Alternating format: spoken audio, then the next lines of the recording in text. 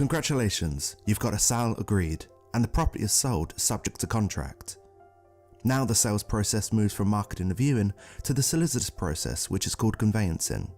This is a timeline of the steps that need to be completed to successfully sell. For the process to start, both buyer and seller need to instruct their solicitors. The buyer will also need to pay their search fees. If the buyer needs a mortgage in order to purchase, they need to contact their broker to pay for a mortgage survey valuation and finalise the formal application. The seller's solicitor will get the title information from the land registry and create a draft contract together with the seller's property information and fixtures and fittings forms. Once this is done, it is all sent to the buyer's solicitors. Once the buyer's solicitor receives the draft contract, they can check it along with the searches. The estate agent will receive a call from the surveyor to book in the mortgage valuation survey. Upon having checked the contract, the buyer's solicitor will raise inquiries, which are a series of questions which need answering to protect the buyer's interests. The seller's solicitor will receive the first inquiries and will answer them with the help of the seller. These are then sent back to the buyer's solicitor. Whilst the conveyancing work is taking place, the mortgage broker will have the survey results back.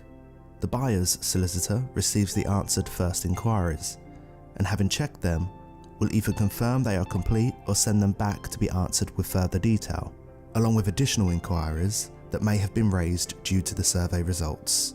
The seller's solicitor receives additional inquiries and once again answers them with the seller's help and sends them back to the buyer's solicitor. The lender confirms to the mortgage broker that an offer is in place. The buyer now has the funds to purchase. The buyer's solicitor reports to their client to sign the contract and get an exchange and completion date from the buyer.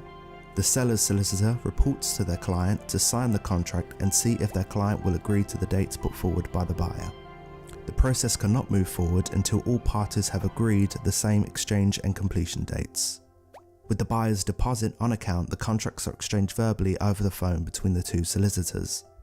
The house is now sold and the buyers and sellers can prepare for the completion date. Completion day. The seller's solicitor receives the outstanding balance, including the mortgage money from the buyer's solicitor.